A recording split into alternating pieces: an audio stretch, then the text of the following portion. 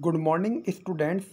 आज हम MSc semester first में एक बुक है बायोलॉजी फॉर मैथमेटिक्स पर्सन, यानी कि जो स्टूडेंट बीएससी मैथमेटिक्स से हैं और उन्होंने एमएससी केमिस्ट्री ज्वाइन किया है, उन्हें एमएससी केमिस्ट्री में बायोलॉजी का अध्ययन करना होता है। और जो स्टूडेंट्स बीएससी बायो से हैं उन्हें एमएससी में मैथ सब्जेक्ट का अध्ययन करना होता है। तो जो स्टूडेंट बीएससी में मैथ से हैं उनके लिए बायोलॉजी फॉर केमिस्ट पेपर है। उस पेपर में मैं आपको unit first cell structure and function के बारे में बता रहा हूँ। सेल स्ट्रक्चर एंड फंक्शन वैसे तो 11-12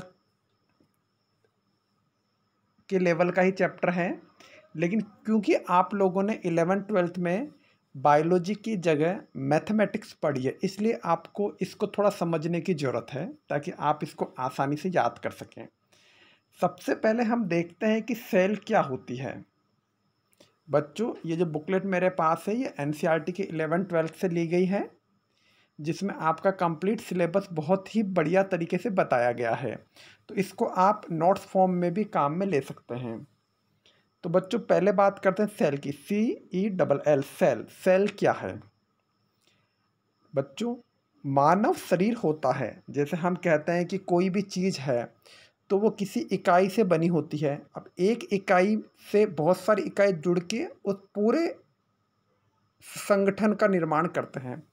ऐसे ही जो मानव शरीर बना है वो किससे मिलके बना है? तो हम कहेंगे कि मानव शरीर डिफरेंट ऑर्गन से मिलके बना है। तो बच्चों, ऑर्गन किससे बना है? ऑर्गन में हम बात कहेंगे कि ऑर्गन विभिन्न प्रकार के टिश्यू यानी उत्तकों से बना है। तो भाई, उत्तक किससे बना है? उत्तक छोटी छोटी छोटी छोटी कोशिकाओं से मिलके बना होता है। उन कोशिकाओं को ही हम सेल कहते हैं। यानी कि अगर हम शरीर के सबसे सूक्ष्म स्तर पे देखें तो क्या आया हमारे पास? सेल। सेल यानी कोशिका। कोशिकाओं ने मिलके बनाया उत्तक, उत्तक ने मिलके बनाया अंग, और विभिन्न अंगों से मिलके बना मानव शरीर। अब हम किसी भी शरीर की बात कर सकते हैं, जैसे मानव शरीर है या किसी जीव जंतु का शरीर है, किसी एनिमल का शरीर है, उसमें भी यही है। सेल मिलके बनाएंगे उत्तक यानी टिश्यू, और उत्तक यानी टिश्यू मिलके बनाएंगे ऑर्गन, और ऑर्गन के मिलने से जो बनता है वो बनेगा मानव शरीर। अब हम देखते हैं कि यहाँ सेल की डिस्कवरी यानी खोज किसने की। तो सेल की डिस्कवरी रॉबर्ट हुक और रॉबर्ट ब्राउन का इसमें योगदान था, जिसमें रॉबर्ट हुक ने सेल की खोज की थी और रॉबर्ट ब्राउन ने सेल के अंदर जो केंद्रक पाया जाता है उसकी खोज की थी।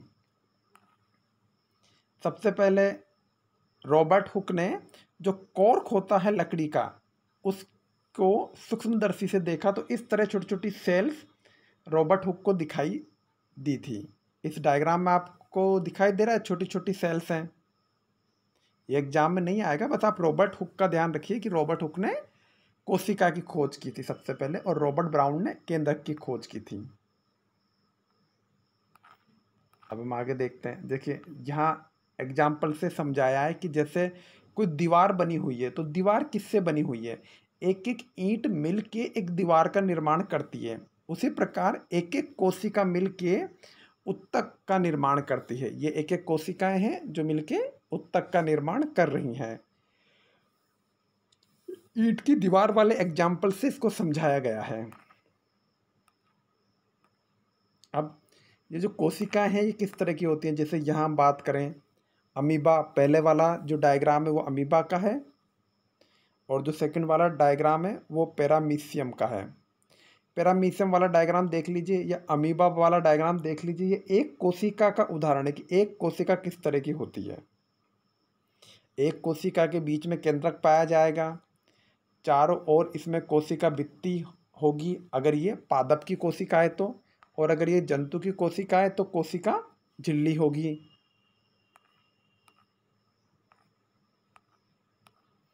आगे हम बात करें कि कोशिका की शेप यानी आकृति किस प्रकार की हो सकती है। तो देखिए, कोशिका की आकृति किसी भी प्रकार की हो सकती है। जैसे हम रेड ब्लड कैप सेल्स यानी आरबीसी की बात करें तो गोल होंगी रेड कलर की, 3 रेड कलर की गोल बना रखी हैं। ये हमारे रक्त में पाए जाने वाली रेड ब्लड सेल है, आरबीसी जिन्हें हम बोलते हैं।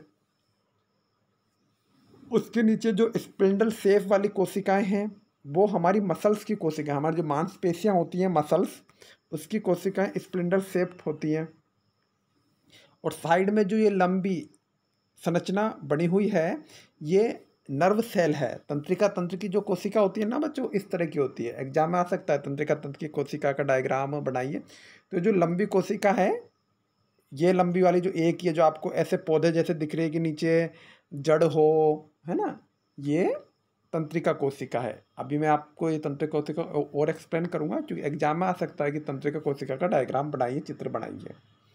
तो ये डिफरेंट टाइप की स्ट्रक्चर हुई, जैसे कि कोशिकाएं गोलाकार की हो सकती हैं, कोशिकाएं स्प्लिंडर शेप हो सकती हैं, या कोशिकाएं नर्व सेल की तरह हो सकती हैं। आगे हम बात करें कि सेल की साइज कैसी होगी, साइज ऑफ सेल, या सेल की स्ट्रक्चर या फंक्शनिंग कैसी होगी। सेल के चारों ओर मेम्ब्रेन है, सेल मेम्ब्रेन। सेल मेम्ब्रेन के चारों ओर सेल वॉल भी है। सेल मेम्ब्रेन के चारों ओर सेल वॉल जुड़ी हुई है।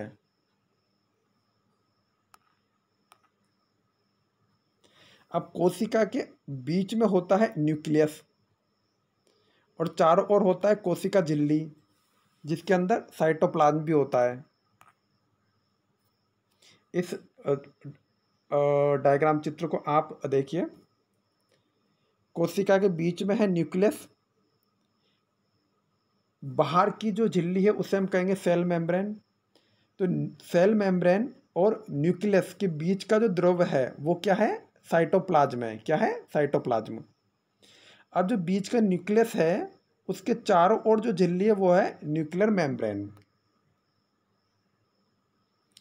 जो न्यूक्लियस है, कोशिका के अंदर एक न्यूक्लियस यानी केंद्रक पाया जाता है। उस न्यूक्लियस के अंदर होते हैं गुणसूत्र, और वो गुणसूत्र किससे मिलके बने होते हैं, गुणसूत्र जीन से मिलके बने होते हैं। और ये जो लिक्विड भरा हुआ है एक सेल यानी कोशिका के अंदर, उस वो लिक्विड जो कि न्यूक्लियस और किसी कोशिका की सेल मेम्ब्रेन के अंदर भरा हुआ है उसको क्या बोलते हैं, उसको बोलते हैं साइटोप्लाज्म।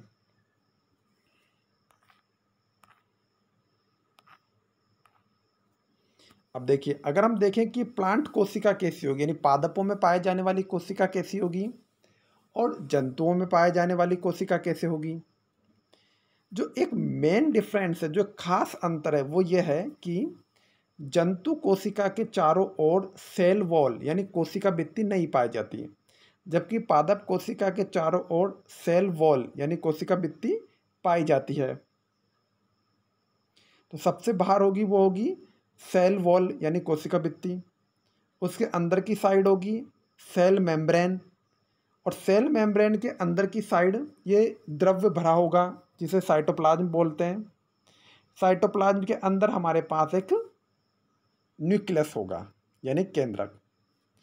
अगर हम और देखें कि जंतु कोशिका में जो जो बी है वो जंतु कोशिका है, और जो ए में प्रदर्शित की गई है वो पादप कोशिका है।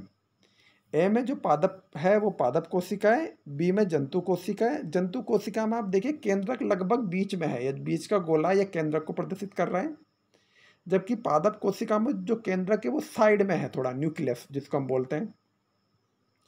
तो जंतु कोशिका में ये जो वॉक्यूल है, रिक्तिका ये छोटी छोटी हैं 2-3 जगह, जबकि पादप कोशिका में वॉक्यूल ये काफ़ी बड़ी रिक्तिका है। उसके बाद सेल मेम्ब्रेन जो होगी वो जंतु कोशिका में भी होगी, पादप कोशिका में भी होगी, लेकिन सेल वॉल कोशिका भित्ति सिर्फ ए यानी कि पादप कोशिका में पाई जाती है। तो सेल वॉल सिर्फ पादप कोशिका में होती है। अब देखिए टेबल से हम बात करें, सेल मेम्ब्रेन दोनों में होगी, सेल वॉल सिर्फ पादप कोशिका में होगी, न्यूक्लियस दोनों में ही होगा। जंतु कोशिका का न्यूक्लियस बिल्कुल सेंटर यानी केंद्र में है, जबकि पादप कोशिका का न्यूक्लियस साइड में है। साइटोप्लाज्म दोनों में है, वैक्यूल, वैक्यूल आप ध्यान से देखिए, ये जो वैक्यूल यानी रिक्तिकाएं हैं, ये जंतु कोशिका में छोटी हैं जबकि पादप कोशिका में बहुत बड़ी हैं। तो ये समझ में आया आपको। अब हम देखते हैं कि हमने इसमें क्या पढ़ा है, हम इस चीज़ को देखते हैं और इस डायग्राम को भी हम देख लेते हैं पहले एक बार कि इस डायग्राम में हम क्या देख सकते हैं। जैसे मैं डायग्राम को अगर बड़ा करूँ, ये जंतु कोशिका है। इस जंतु कोशिका के डायग्राम में आप देखिए बीच में है वो न्यूक्लियस यानी केंद्रक है, जिसमें कई गुणसूत्र हैं और गुणसूत्र किससे मिलके बने होते हैं, जीन से मिलके बने होते हैं। अगर हम और ध्यान से देखें तो इस कोशिका में ये सफ़ेद रंग के क्या हैं, वॉक्यूल हैं। सफ़ेद रंग के जो वॉक्यूल है वो छोटे हैं जबकि पादप कोशिका के वॉक्यूल काफ़ी बड़े होते हैं। इसमें जो जो काले रंग के डायग्राम बने हुए हैं, ये वाले डायग्राम देखिए आप, ये काले रंग का डायग्राम जिसमें जिगजैग टेढ़ा मेढ़ा सफ़ेद रंग किया हुआ है, ये है माइटोकॉन्ड्रिया। माइटोकॉन्ड्रिया किसी भी कोशिका का शक्ति गृह कहलाता है जो कि ऊर्जा देता है। इन माइटोकॉन्ड्रिया के अंदर ही F1 कण भी पाए जाते हैं।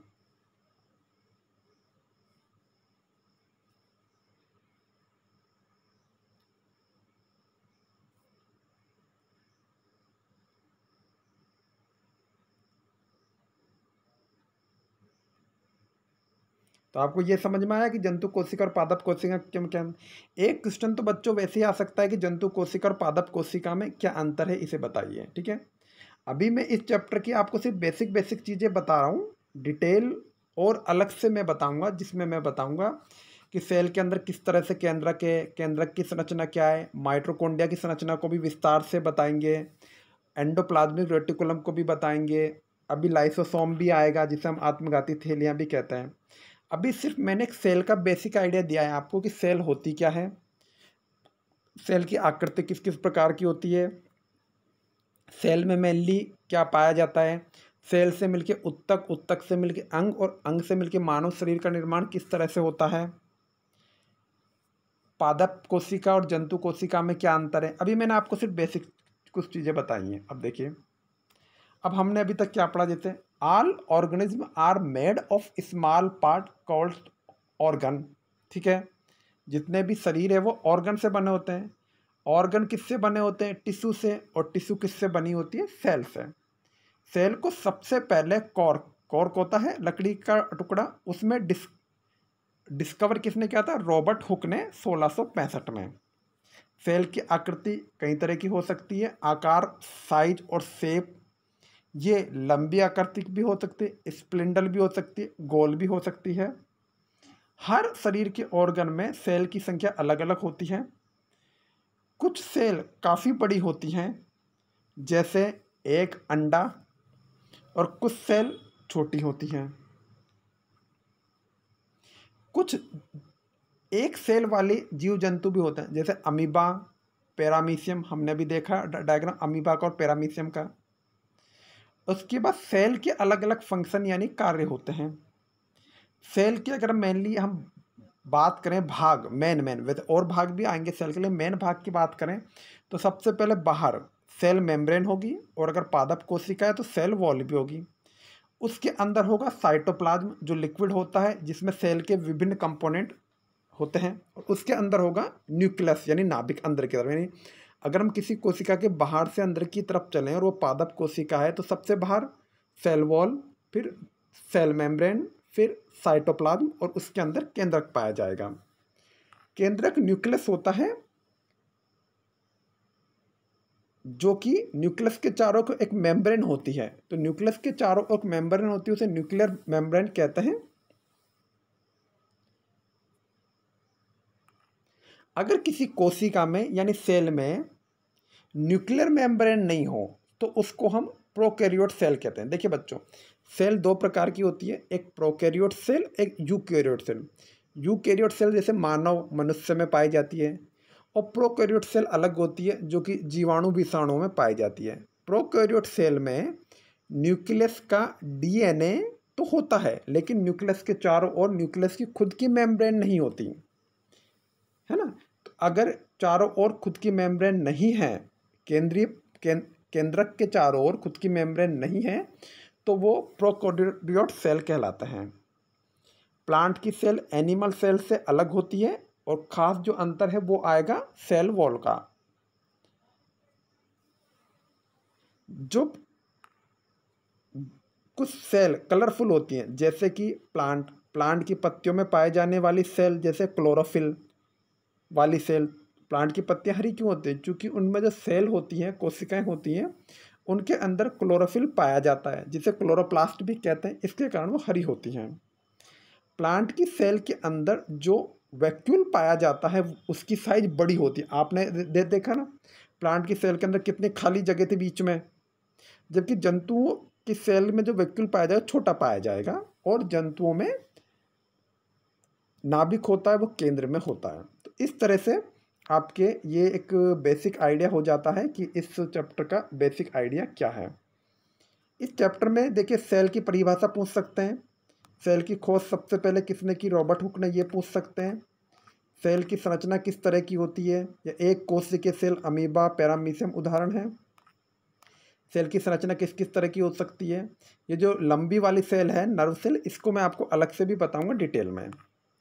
उसके बाद सेल की स्ट्रक्चर है, और एक जो मेन क्वेश्चन बनता है कि पादप सेल और जंतु सेल यानी पादप प्लांट सेल और एनिमल सेल में अंतर बताइए। तो आप दोनों डायग्राम बना सकते हैं और अंतर भी बता सकते हैं। इस तरह इसमें कई तरह के छोटे छोटे क्वेश्चन बनते हैं। तो बच्चों, यहाँ तक की क्लास को हम बेसिक सेल स्ट्रक्चर पे फिनिश करते हैं। नेक्स्ट क्लास में हम सेल की स्ट्रक्चर को और डिटेल में पढ़ेंगे। तब तक आप अपना ध्यान रखिएगा। तब तक के लिए take care, bye bye, have a nice day.